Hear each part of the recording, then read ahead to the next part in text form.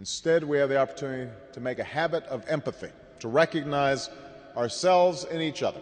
Welcome. I'm Edwin Rutsch from the Center for Building a Culture of Empathy, and I'm here today with Carol Engler, who is a professor at the Ashland University in Ohio, and we're having a conversation about empathy.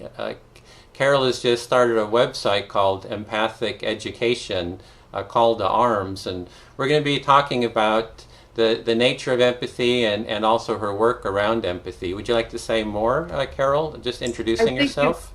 I think you've just about covered it. Edwin, when I started this research, I went back to my doctoral dissertation of over 31 years ago, where we taught interviewing skills to medical students using empathic skill training. And now I'm back home again. So I've made a full circle.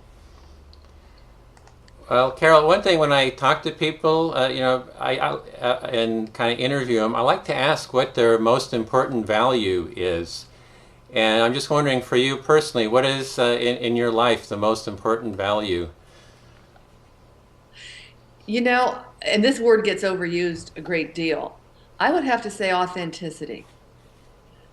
I would have to say people who absolutely are real, who do not have their egos driving their lives or driving the lives of those who are around them. It's sort of like walking in the truth. And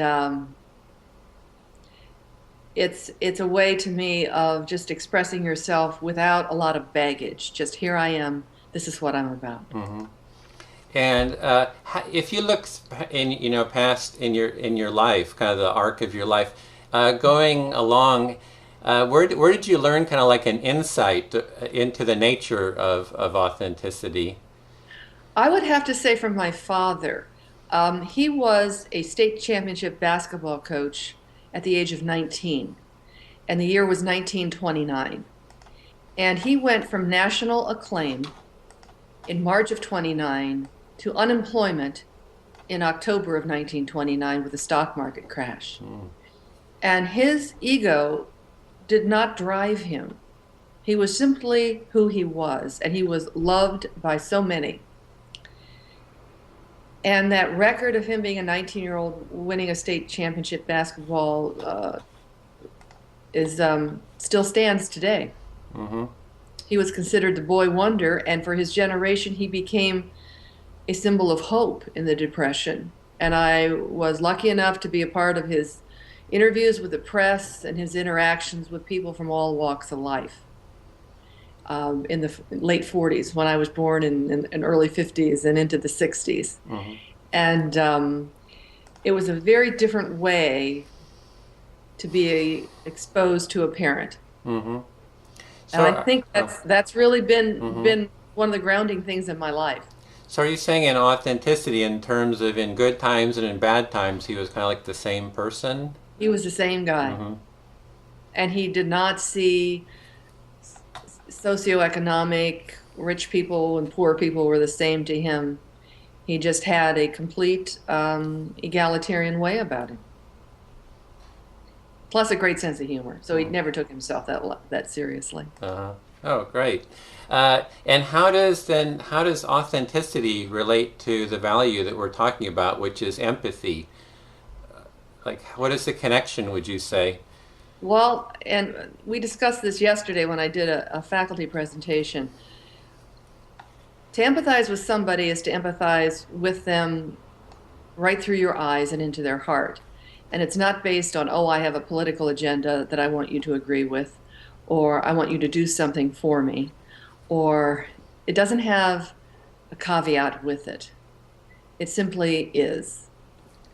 And to me, empathy goes beyond any geographic boundary, any kind of SES, anything that the world considers to be significant. It's simply connecting with somebody at a very, very human and deep level. So the empathy is kind of connecting, maybe to putting words in your mouth here, but to our common humanity. Would that be Yes. another way? So it's Yes, and our maybe community. and maybe the authenticity is also people being connected to their humanity, or Yeah. Would Yeah. you say that's true? Yeah. You know, when I started this journey a year ago, I resigned from a lot of the high profile things I was doing. And I decided that I was going to be from being a somebody to being a nobody. And it was kind of astonishing to my friends. But I knew that when I just had this idea, and I'm not sure where I got it, but am I going to, when I die, leave a resume or am I going to leave a legacy? And so it was a very, very difficult journey at first, but became much easier when the trappings of uh, being a quote important Hmm. just simply fell away. And I got down to what was real. And that's the empathy. Hmm. Well, can you tell me a little bit about how you kind of got connected with empathy and how it became important to you? Well, I used to just think it was there, and everybody had it or didn't have it, and had really no thoughts about it.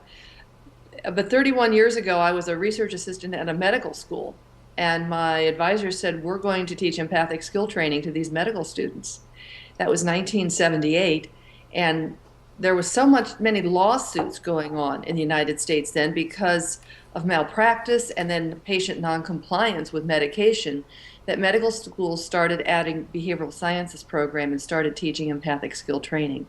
And I became part and was the research assistant on the day that that medical school opened its doors and did a 2-year study. And that dissertation was something that I returned to last fall. And we thought we were cutting edge at that time in 1978, 79, 1980. But of course, it's come so far, and so I had to reintroduce myself to the whole concept. So reintroducing yourself to the concept of empathy, and we had talked before, and you were saying you've been just reading a lot of books, and Hmm. Hmm. Yeah, in the last year, I read over 50 books, and I've read over 200 articles, conducted 25 interviews, been to 5 conferences, and listened to over 40 speeches. well, do you think you're kind of going to make it more of a life's work? Like that's kind of how I've Yeah, kind of grabbed a hold of this. This is like my life's work now, and yeah, I almost feel like it's a year later, and the interest has not waned. In fact, it has increased. And I'm kind of astonished by it because at first I just sort of, it didn't hit me between the eyes the way it is now. Maybe I'm more aware now of how deeply this is needed, how critical it is to survival of our society. well, I saw that one of the initiatives you've done is you started a website, the Empathic Education, called ARMS website, and I Mhm. have that here. We could actually just kind of walk through it, and if you'd like to Great. talk about it a little bit. Sure. Would love to. In fact, we just walked through it yesterday at a presentation. It was my first formal presentation on empathic education. I needed a website built, and I went to DeVry University here in Columbus, Ohio, and was assigned to 3 absolutely outstanding senior students who needed to get their credits to graduate by doing a senior project. And not only were they outstanding with the wires and boxes area, but they were highly creative and they believed in what I'm doing, and that made all the difference. Hmm. So this website is a labor of love on many different levels. How do you want me to do this? Well, I'm here on the home page. If you just like to Okay. cover the home Okay. page, and we can just Okay. go through the different links, Okay. just one by one, starting with Oh, the that's home cool. That's page. great. Okay. The pictures alone were a plea from Facebook that I gave to people, and I had over 75 submissions, and some are complete strangers, friends of friends, and we narrowed it down to these. And it was quite a process of trying to get them narrowed down. The homepage tells the what. It tells what empathic education is.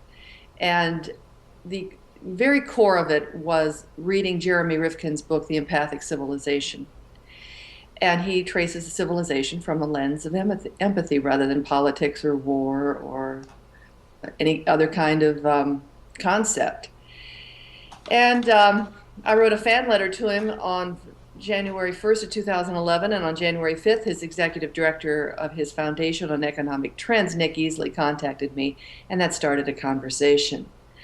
The website gives a definition of empathy, and that is basically it's immersion, teaching kids empathy through immersion and reflection. And reflection is reading, writing, and talking about it.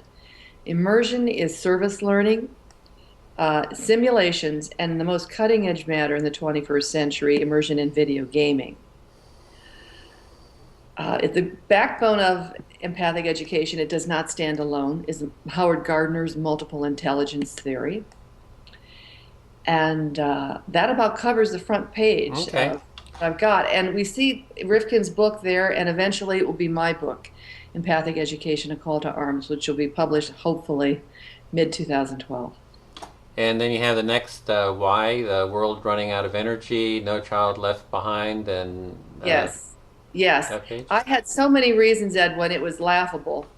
And I had to come up with something. I had to have things that were not so, it was just almost mind-boggling as to why we need empathy. And I narrowed it down to 3 for the purposes of the website. The book may go into more detail. But first of all, Rifkin and many scientists believe we will not exist as a civilization if we do not start conserving our fossil fuel consumption, and we have to collaborate worldwide on that. And the world collaboration is the key there, because that's part of empathy. The second is an educational issue, that the 2002 No Child Left Behind Act has not been successful. Graduation rates in this country still hover at the 70% mark. And the mark of an educated person in this country is a standardized test score. And Rifkin also talks about that it's a pre-industrial revolution model, where kids are sent out to simply beat the pants off a competitor when they need to be teaching kids collaboration. And the third, I think, is the most profound, Edwin, is social media. That our neighbors anymore are not just across the street or down the block, but across the world. Mm-hmm. And social media cries for collaboration. It can be used for tremendous greater good, and it can be used for evil. And I think we're on a precipice at this point in our It's a bit society. what we're doing here, actually, right? Do you mean social media in terms of this is a whole new technology which wasn't available not long ago? Yeah, and there we are. We're across the country, and we're talking as if we're sitting in the same room with each other. Yeah, it's amazing. Yeah, it's absolutely a miracle. And social media, I read a quote recently, and it was so profound. It said, and I can't remember who the author of it was, but he said Martin Luther understood the power of the printing press when he spread his news about Christianity. Martin Luther King understood the power of television when he spread the news about the civil rights movement. And whoever understands social media will inherit this century. Well, talking about social media, I hope I understand it a little bit, because we're doing these interviews now around empathy and our conference as well. Mm-hmm. So I hope that kind of fits in with the social media. Very much so. Very much so. In fact, it just dovetails right in with it. And I haven't heard of anyone else doing a conference online like this, so I think it's kind of unique. And you're going to be doing a panel as well, multiple panels. I hope. I am going to be doing what we call a rolling conference over a period of a year. I just think it's a great idea. I've seen webinars, but I have not seen a rolling conference, so this will be new for me. Okay, we have the next section, or did you want to? Were you done No, with I'm that? fine. Okay, I'm good. We have mirror neurons. I'm seeing the heading. Yes. I know this is really speaks to you. You said this is like a very important aspect of empathy. Yeah. In order to make a go of this new concept, there has to be evidence. And I turn to the discovery of mirror neurons, and Rifkin mentions it in his book.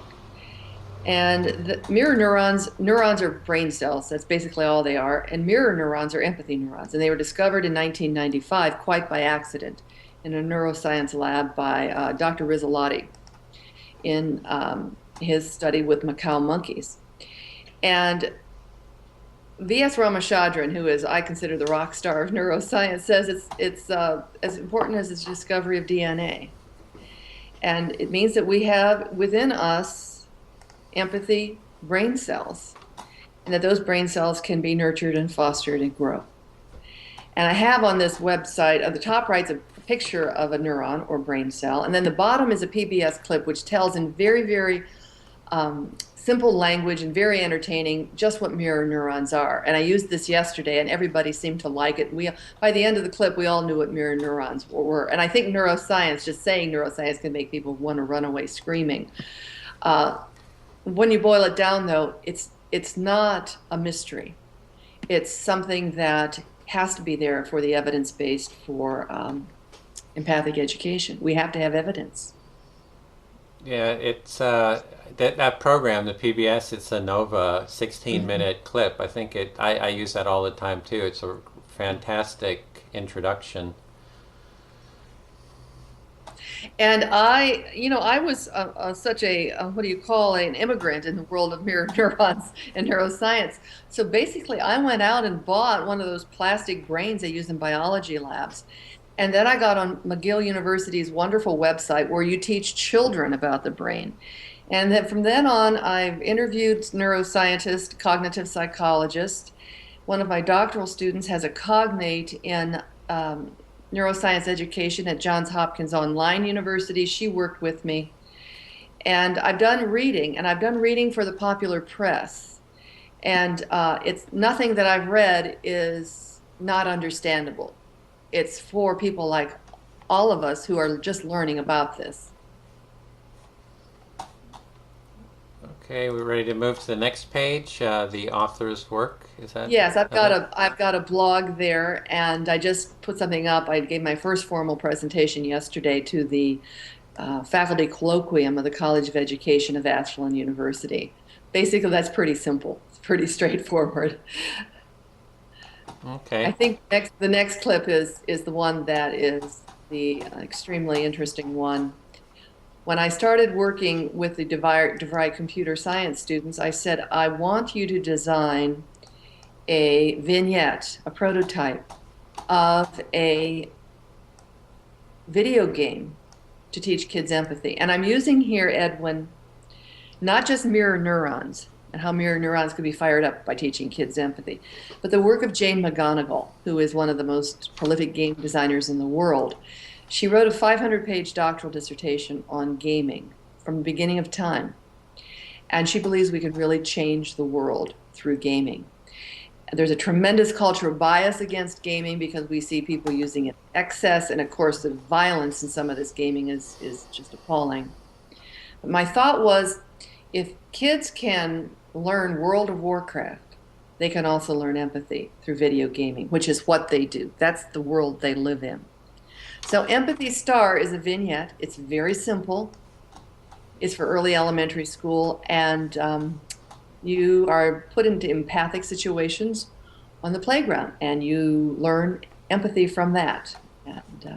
And is this a game that's already created and available? No, it's not. It's just a prototype. Uh-huh. I have a 3-step action plan here, Edwin. I have the website, which went up October 16th. The book will come out mid-2012. And I have promise of private funding for a video immersion game if the website and the book have legs. So this is a prototype of what could be in the future. Okay.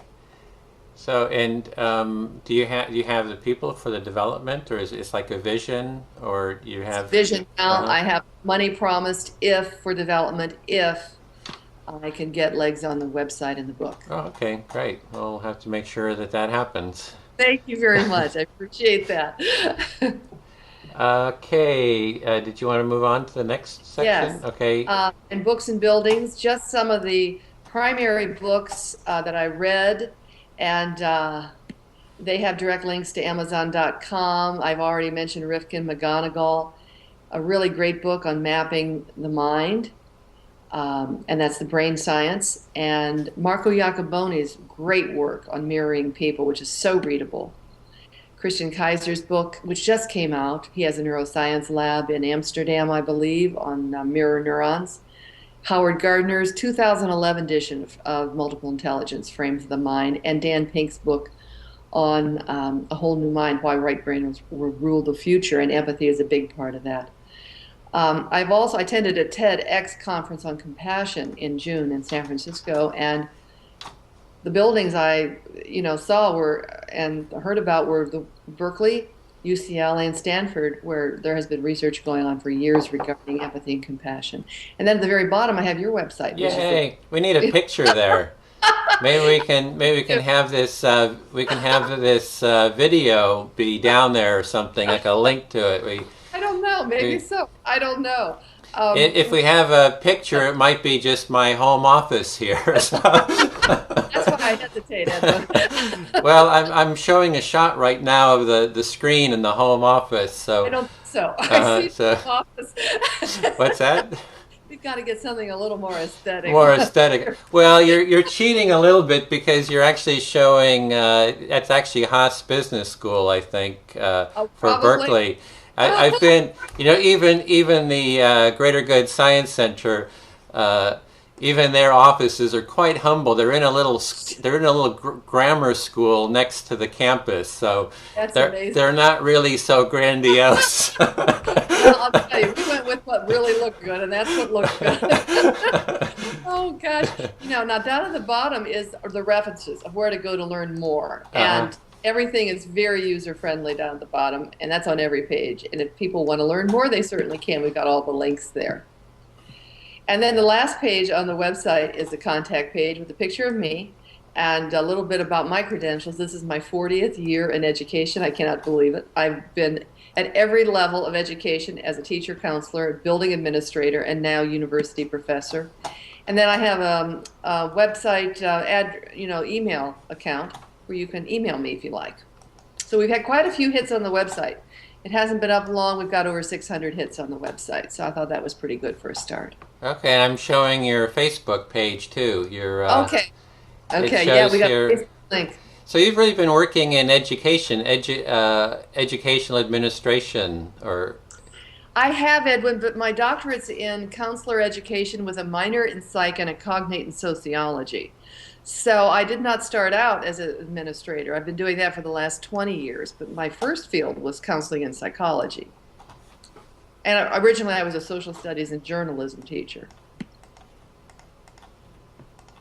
Okay, then, so what do you think you'd like to, is there something else you think needs to be covered, or? I think we just went through the website. We've got the Facebook page. We've talked a whole lot of things. What do you think we need to talk about? I think that's pretty good. I'm really looking forward to our panel discussion. I think we'll get the 3 other people in a panel and have the same kind of a dialogue, and then we can really explore how we're going to go about building a culture of empathy. And that'll be our first question, and our second panel will be specifically on your topic is how do we nurture, foster, and teach empathy in the education system. So I think that's our next step. Great. So, it's going to be fun. Yeah, I think so. I'll see you at the Ashoka U Exchange at Arizona. That too. We're going as the empathy team. So we got a whole group going down there. We're going to really make a splash there with Ashoka. Get some attention from them over there. I think so. Well, this is great, Carol. I really enjoyed chatting. So thank you for giving us a tour and sharing your passion for empathy. Thank you. And let's email back and forth and get our ducks in order regarding the panels, and we can just go from there. Okay, great. Okay. So, see the world through other people's eyes. Empathy is a quality of character that can change the world.